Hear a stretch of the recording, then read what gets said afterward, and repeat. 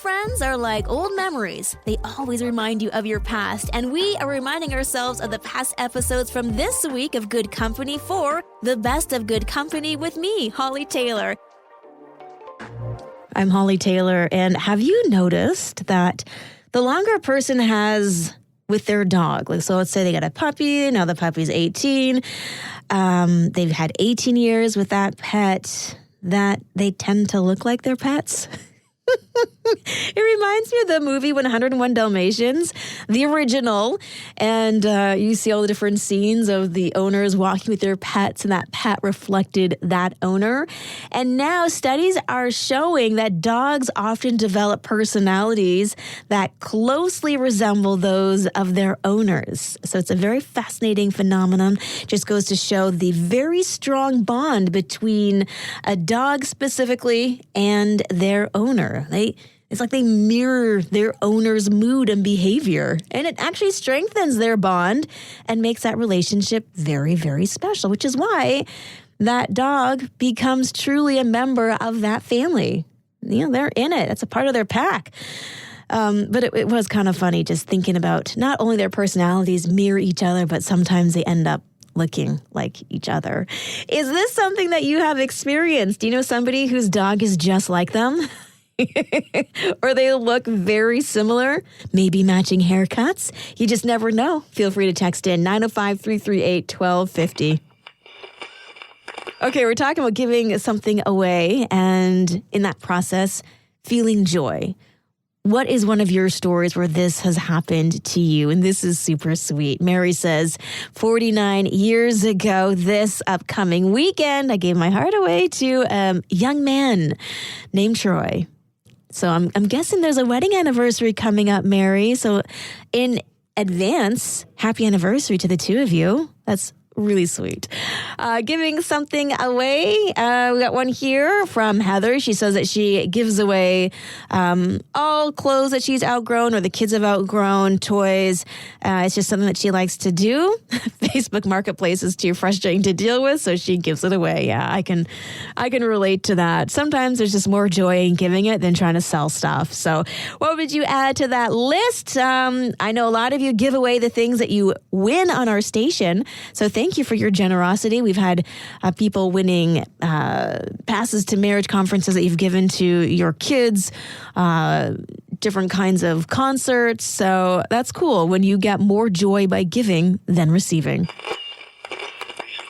I'm Hollie Taylor. We're talking about love and how in other languages there's so many different ways to express the different kinds of love that are out there. And here in the English language and in Western culture, we probably could do a little bit more in expressing the different kinds of love that are out there. Because I think when we then watch shows on TV and there's love that's expressed on TV, they kind of just lean into one or the other when there's so much that's out there when it comes to how we can love, including self-love, which, and I'm probably going to say this wrong, it's a philotia love or philotia love. And so with this, it could be either healthy or unhealthy.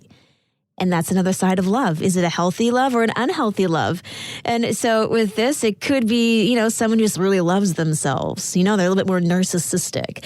Or is it more about you having self-esteem and self-confidence? That's how we, in English, would explain this kind of love. So loving yourself well. And if we're to love ourselves like we love others, well, we need to love ourselves well, have that good self-esteem and confidence in who God made us to be. So as we talk about love, text message here, this is from Maddie. She says that she only knew of 3 kinds of love. So 7 seems like she's got some homework to do. Yeah, I think so.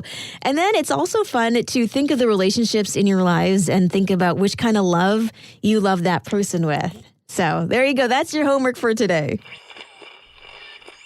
I'm Hollie Taylor, and I've always imagined getting a place, doing some renovations, and finding something fun hidden, like a treasure or old family photos, because I find that so fascinating. And that is exactly what Charlotte discovered when her and her husband were renovating their home. They actually found a little bit of a time capsule. 35 years ago, a little girl wrote a note on the outside of an empty toilet paper roll. The note that was written in red marker read, "I I hope you enjoy staying here. Lots of love from a friend. My name is Emma Waddingham, and my birthday is February 4th. I was born in 1982. I am 7 years old, nearly 8. So a cute little nod. I remember doing weird things like that when I was around her age. And it was just, I don't know, maybe because in school we would do notes to pen pals or we would do time capsules. But ultimately, it was pretty fun just doing the act of, which Emma doesn't even remember because, yes, Charlotte took it to social media to try to find out who wrote this and what they were up to. And within 10 minutes, Emma was discovered. She doesn't even remember writing this, but she finds it fascinating. And Charlotte loved it so much that in their renovation process, they are going to place it back so that in 35, 40 years, when they sell and someone else does renovations, they'll find that cute little note as well. We've heard of crocodile tears, in that negative sense. Oh, look at their crocodile tears. But here's a fascinating story. It was an image that caught my picture. It was a crocodile sitting on a log in this kind of murky water that it inhabits. But on this crocodile were 4 beautifully colored butterflies. One was like a yellow kind of color. One was 2 of them, just the lighting's different. The monarch butterfly and another one that was just this really nice white and black color. And it says that butterflies will sometimes land on a caiman, which is a kind of reptile, and drink its salty crocodile tears in order to survive. And this helps the caiman to feel both less sad and more fabulous. I never thought of like an alligator kind of creature feeling fabulous, but the picture was cute. It had this big crocodile smile on his face and just living it up. Well, these beautiful butterflies are decorating his head, eating the crocodile tears. So one of those symbiotic relationships where everyone benefits. And we do too, because now I learned something new. I'm Hollie Taylor, and I have to share this with you. I think I need to start a category in weird news, so weird things that are happening in Boulder, Colorado. They are utilizing Boulder Creek for more than just entertainment, leisure. They're using it as a way of commuting to work once a day, every year. Those who want to participate dress up as they're going to work. Sometimes they bring their laptops, wetsuits, and they literally ride on the Boulder Creek until they get to their next stop. And then they go to work. Can you imagine just hopping on a creek, hoping that you don't drop your laptop in water, and showing up to work that day with your inner tube?